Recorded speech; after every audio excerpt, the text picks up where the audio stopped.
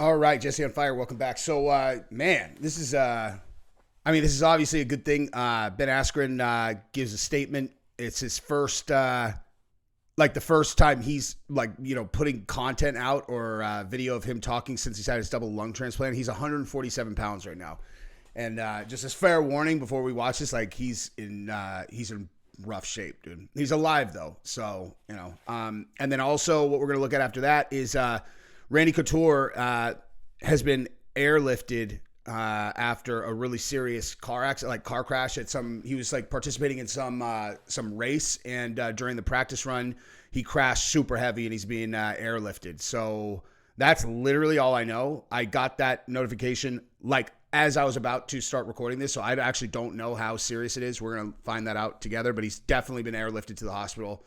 So that's what's going on. Go ahead and subscribe to the channel if you haven't yet. I appreciate you guys, and let's jump into this thing. Okay, so here's Ben Askren speaking about his experience, and then we'll talk about it.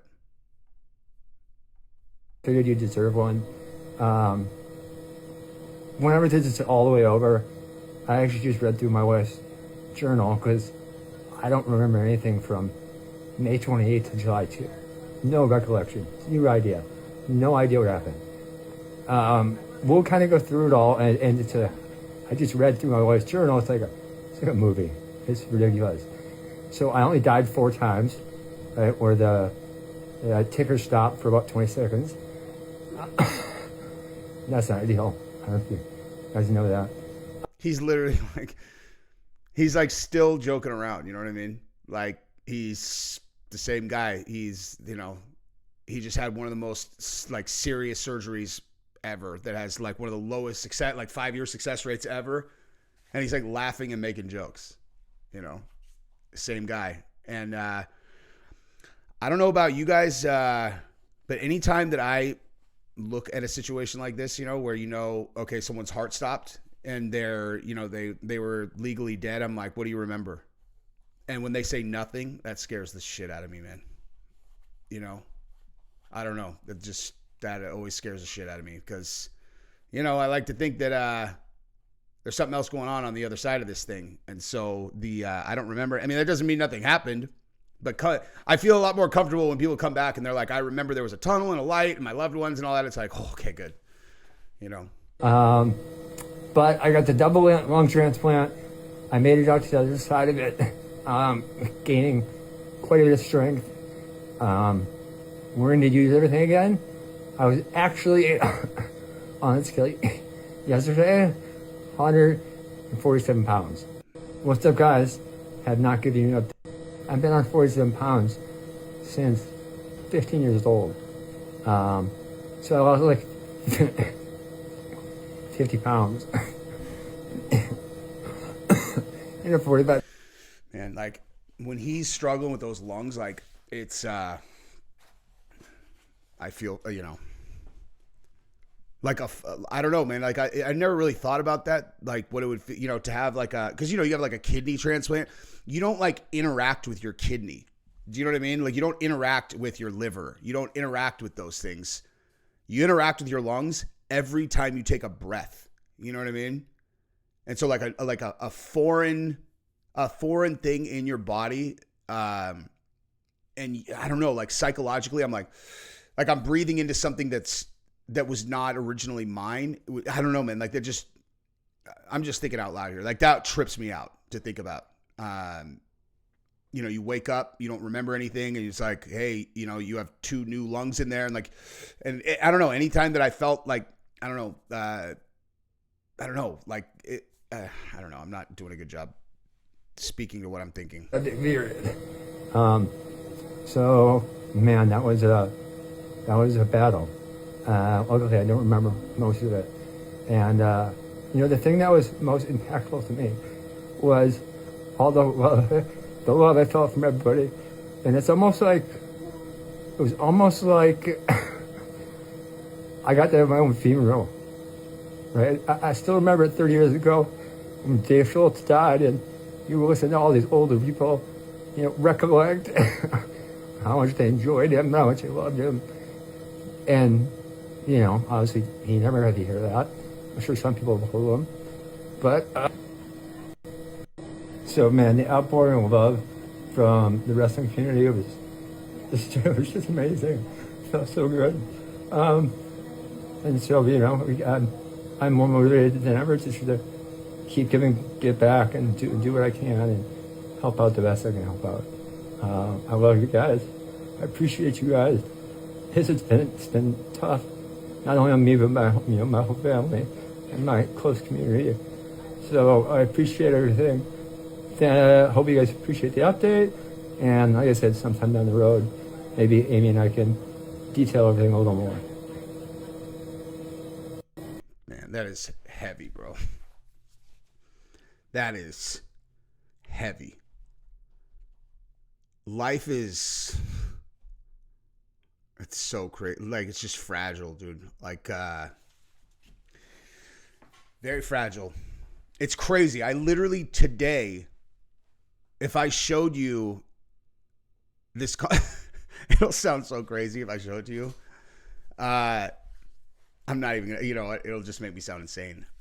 I had a conversation with ChatGPT about the future of AI today and what an artificial intelligence could do that was 20,000 times more intelligent than a human. And I was like maybe you could create a virtual reality immersion where people didn't realize they were inside of it, something like that. And like where, you could potentially compress decades into minutes, where the person on the other side experiences this entire life in this very short period. Like, I had this whole conversation and ChatGPT was like responding to me as an AI, like, it was bananas. I emailed it to like my entire family. I was like, look, you guys want to read? It's just, I don't know, man. The nature of life just breaks my brain. And things like this, it's like, hey, honey, I'm going to this. Like, because if I remember correctly, he was going to some kind of I don't know, like a camp or like I don't know, some kind of conference.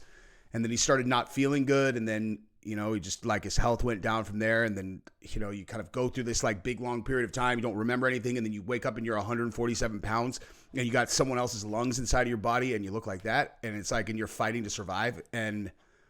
Or if he didn't make it, his family's just like, okay, have fun at your conference. And then boom, your dad's gone. Your husband's gone. And you're just all of a sudden out of nowhere. You thought you had another 40 years together and you had 40 hours together. You know what I mean? You send your kid to camp for the week in fucking July. And then there's a once in a lifetime torrential downpour that leads to a flood that just washes your baby and 26 other little girls away, and they all die. Like, what? It's just like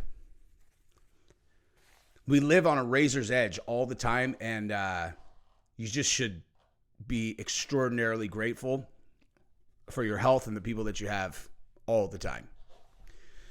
So, speaking of which, let's get off the razor's edge on Randy Couture. Hopefully he's all right, because like I said, I don't know anything about this yet. Randy Couture airlifted to a burn center, suffers serious injuries after NHRA practice crash. So, UFC legend Randy Couture was airlifted to a burn center with serious injuries after crashing during practice runs at a racetrack in Kansas City. Couture, who was slated to make his National Hot Rod Association racing debut this year. Of course he was, dude. What a fucking gangster. He was involved in an accident during preparation on Tuesday, resulting in first and second degree burns, trauma injuries, and smoke inhalation. Man, I just watched the movie. I watched F1 over the weekend, which was fantastic, by the way. F1 was amazing. Not as good as Rush, though. If you guys have never seen the movie Rush, you have to watch that movie, dude. It's the one with Chris Hemsworth, and he plays what's his name, the real guy. But it's like this rivalry from F1 back in the 70s. It is that's not just the best racing movie ever. That's like one of the best. Like, that movie is so fucking good.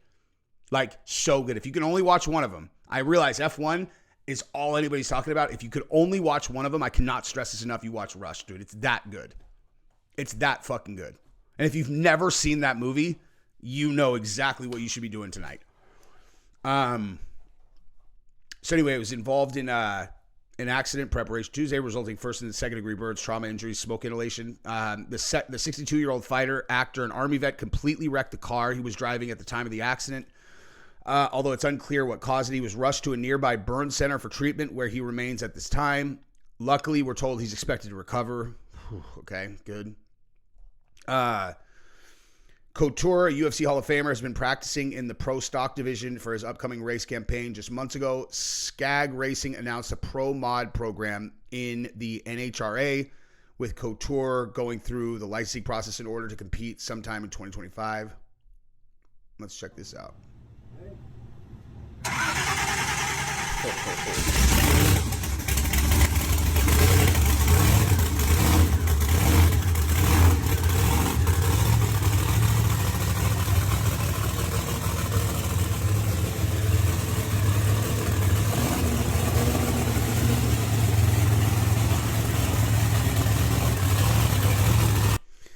So Couture was stoked about the venture at the time, saying, "This is a new way to tickle that competitive spirit that I've had most of my life, a new place for me to get competitive and make a mark in racing. I'll bring all the things I developed as a wrestler and martial artist into this realm and see what I can do. I have no idea how it's going to go, but I'm excited about the opportunities." Couture is one of the best to ever compete in MMA. He was one of the UFC's first breakout stars and won 6 championships with the promotion. Get well soon, dude. I was the huge Randy Couture fan. Huge Randy Couture fan. The only time I didn't root for him ever was the first time when he fought Chuck Liddell, when he beat him, because I wasn't super familiar with him then. That was just when I was really heavy, like really getting into UFC heavy. It was like I knew who he was, and it was like I didn't care. And then he beat the shit out of Chuck Liddell in the first fight. I was like, whoa. And that was in the moment where they were trying to set up Tito versus Chuck in that fight, and Chuck got, they handed him Couture, because Couture was coming off of like 2 or 3 losses, I don't know, at heavyweight, whatever.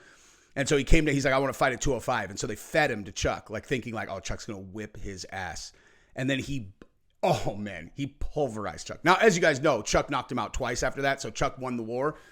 But then Tito came back, and he ended up having to fight Randy instead, and everyone was like, Tito's gonna smash Randy. I'm like, you guys did not watch that fight against Tito or against Chuck. He's gonna fuck Tito up, and he did.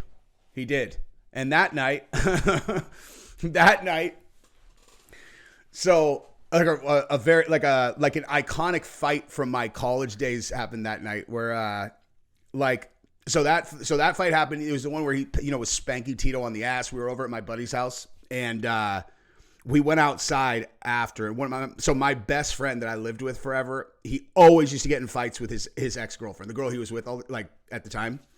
And they got in some fight during the fight, and then so she had taken off, and then after the fight, everybody's all riled up, and we were out in front, like in this garage area outside, and she comes walking back to the party with some dude who had walked her back, right?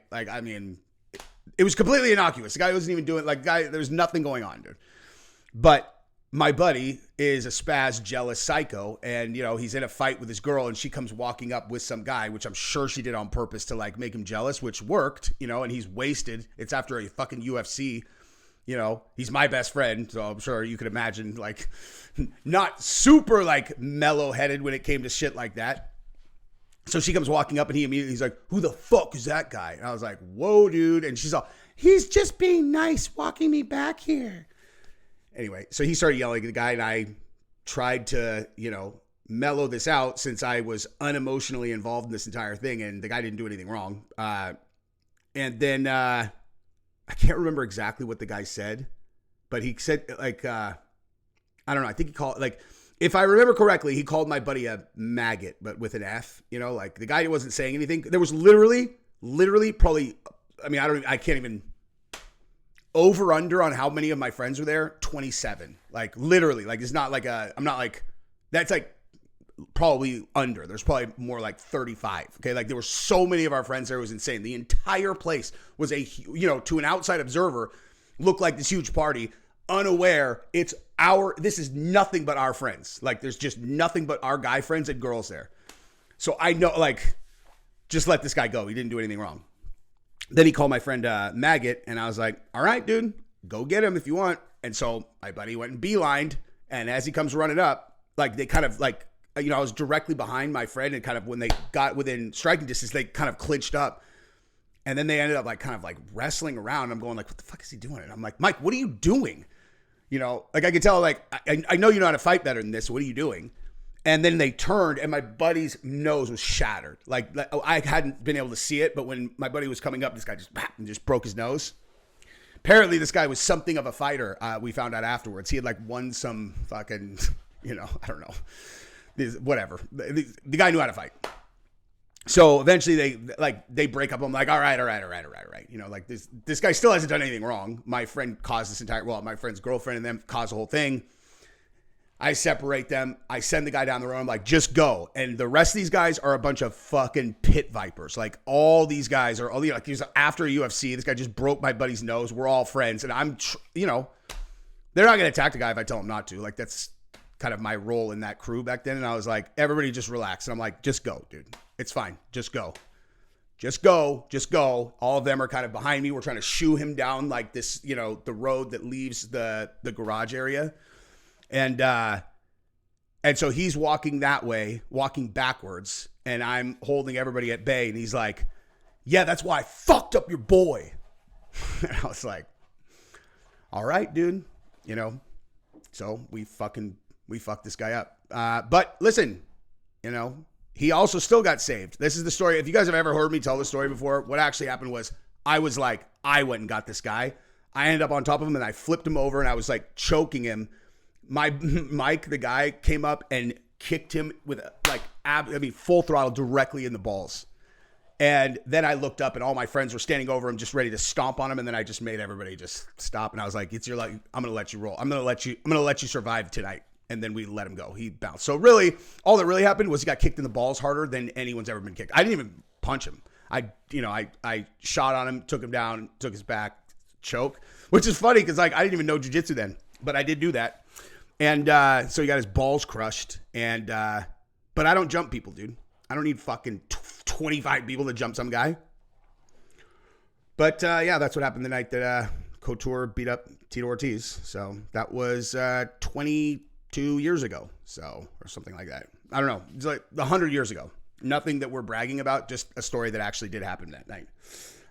Anyway, so yeah, I think I stretched the run time plenty long now. I love you guys. All the best to Askren and Randy Couture. Love you guys. Bye-bye.